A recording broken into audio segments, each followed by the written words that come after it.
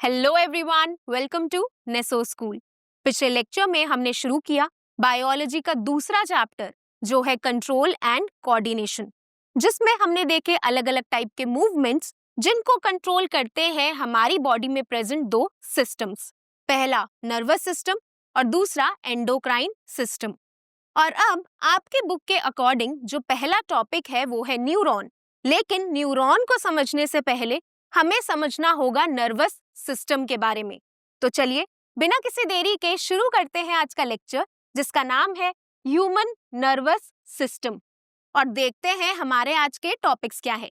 हमारा आज का पहला टॉपिक होगा introduction of human nervous system.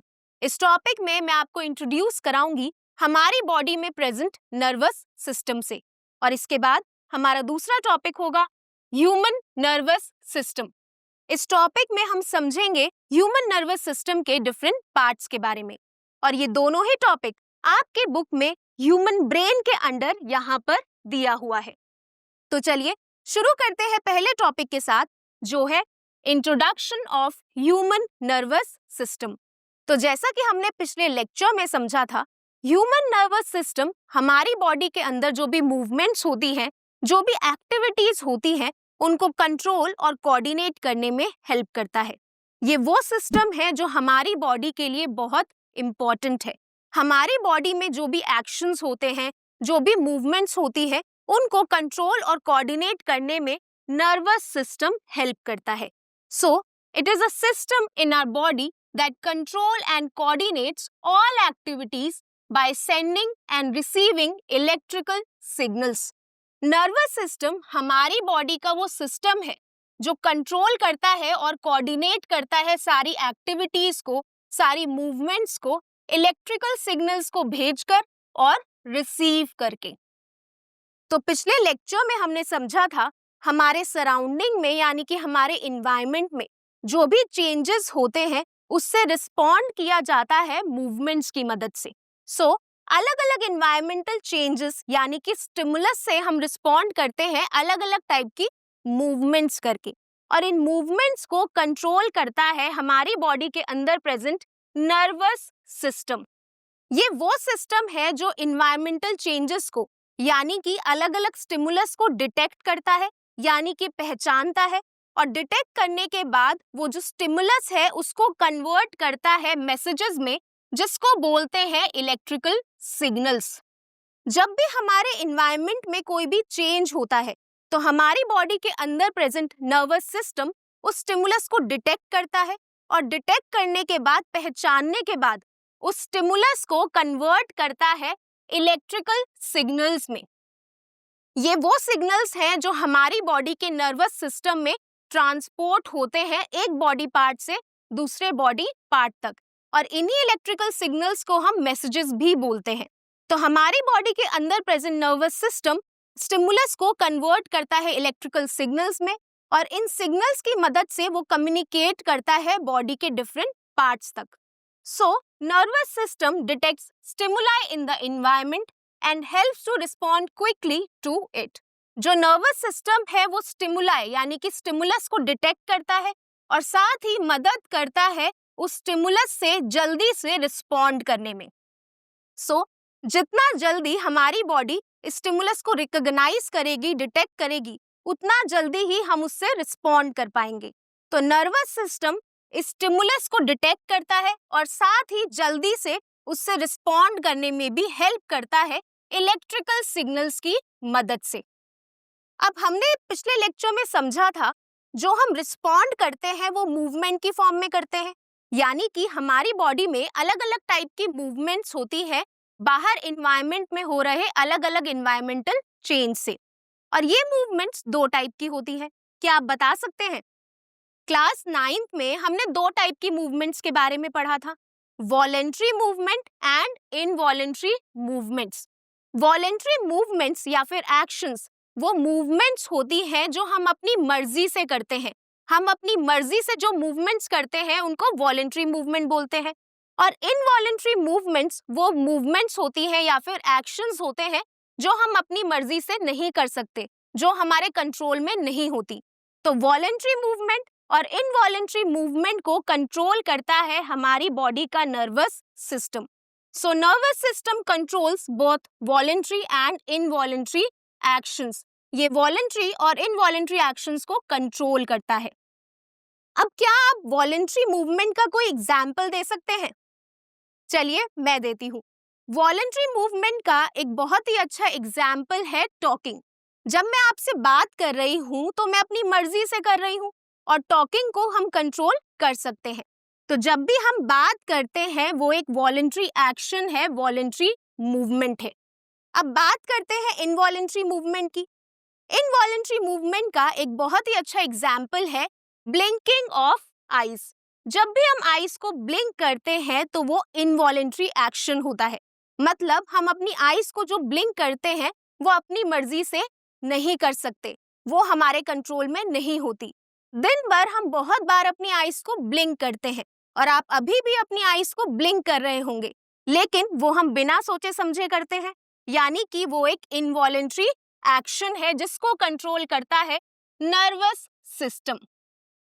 सो इस टॉपिक में हमने समझा नर्वस सिस्टम हमारी बॉडी का बहुत इंपॉर्टेंट सिस्टम है, क्योंकि ये हमारी बॉडी की सारी एक्टिविटीज को कंट्रोल और कोऑर्डिनेट करता है।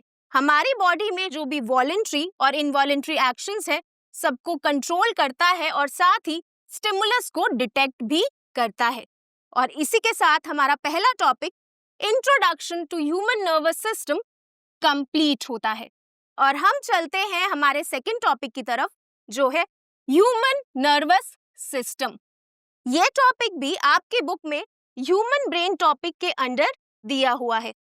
सो जैसा कि अभी मैंने आपको बताया, ह्यूमन नर्वस सिस्टम हमारी बॉडी में जो भी एक्टिविटीज होती हैं उनको कंट्रोल और कोऑर्डिनेट करने में हेल्प करता है। अब चलिए समझते हैं ह्यूमन नर्वस सिस्टम के डिफरेंट पार्ट्स के बारे में। ह्यूमन नर्वस सिस्टम को हमने ब्रॉडली दो पार्ट्स में डिवाइड किया है। सबसे पहला पार्ट है सेंट्रल नर्वस सिस्टम, जिसको हम शॉर्ट फॉर्म में सीएनएस भी बोलते हैं। Central nervous system consist of the brain and spinal cord which act as control centre of the body. जो सेंट्रल नर्वस सिस्टम है उसमें ब्रेन और स्पाइनल कॉर्ड आते हैं जो बॉडी का कंट्रोल सेंटर है। अब चलिए समझते हैं सेंट्रल नर्वस सिस्टम का क्या मतलब होता है। जैसा कि नाम से ही पता चल रहा है, ये नर्वस सिस्टम का वो पार्ट है जो बॉडी के सेंटर में प्रेजेंट होगा। अब एक बार डायग्राम पे फोकस करते हैं। यहाँ पर बॉडी के सेंटर में दो पार्ट प्रेजेंट हैं, एक ब्रेन और दूसरा स्पाइनल कॉर्ड। तो सेंटर में जो नर्वस सिस्टम प्रेजेंट होता है वो होते हैं ब्रेन और स्पाइनल कॉर्ड। सो सीएनएस के दो पार्ट हैं, ब्रेन और स्पाइनल कॉर्ड, और ये पूरी बॉडी को कंट्रोल करते हैं। पूरी बॉडी में जो भी एक्टिविटीज हो रही हैं, जो भी फंक्शंस हो रहे हैं, उनको कंट्रोल करते हैं ब्रेन और स्पाइनल कॉर्ड। इसीलिए इनको बॉडी का कंट्रोल सेंटर भी बोला जाता है, क्योंकि यहीं से सारे फंक्शंस कंट्रोल किए जाते हैं। सो सबसे पहला पार्ट ब्रेन, जो कि प्रेजेंट होता है हमारे हेड में। अब क्या आप बता सकते हैं ब्रेन किस बोनी स्ट्रक्चर के अंदर प्रेजेंट होता है? ब्रेन प्रेजेंट होता है स्कल के अंदर, यानी कि क्रेनियम के अंदर। जो हमारे हेड में बोन होती है उसको बोलते हैं स्कल या फिर क्रेनियम, और स्कल के अंदर प्रेजेंट होता है ब्रेन। अब बात करते हैं स्पाइनल कॉर्ड की। स्पाइनल कॉर्ड ब्रेन की ही एक्सटेंशन होती है, यानी कि ये जो ब्रेन का लास्ट पार्ट है, इसी से एक एक्सटेंशन निकलती है जिसको बोलते हैं स्पाइनल कॉर्ड। जो आप यहाँ पे रेड कलर से फाइबर देख सकते हैं, ये है स्पाइनल कॉर्ड, और ये प्रेजेंट होती है बोनी स्ट्रक्चर के अंदर जिसको बोलते हैं वर्टेब्रल कॉलम। वर्टेब्रल कॉलम को कॉमनली हम बैकबोन भी बोलते हैं, यानी कि जो हमारी रीढ़ की हड्डी होती है उसके अंदर प्रेजेंट होती है बॉडी की कंट्रोल सेंटर का पार्ट, जो है स्पाइनल कॉर्ड। सो स्पाइनल कॉर्ड और ब्रेन एक बहुत ही इंपॉर्टेंट पार्ट है नर्वस सिस्टम का, जिसमें ब्रेन प्रेजेंट होता है स्कल के अंदर और जो स्पाइनल कॉर्ड है वो प्रेजेंट होती है वर्टेब्रल कॉलम के अंदर।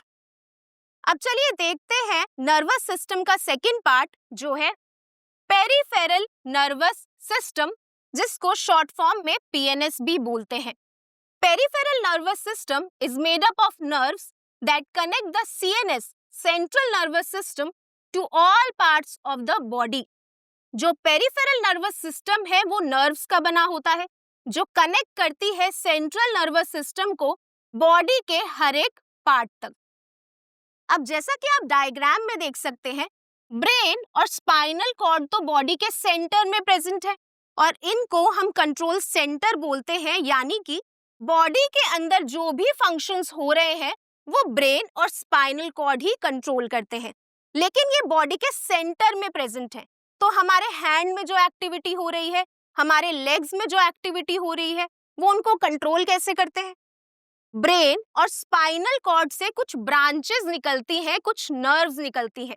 जैसा कि आप इस डायग्राम में देख सकते हैं, ब्रेन से भी कुछ नर्व्स ओरिजिनेट कर रही हैं और साथ ही स्पाइनल कॉर्ड से भी नर्व्स ओरिजिनेट कर रही हैं जो बॉडी के हर एक पार्ट में प्रेजेंट हैं।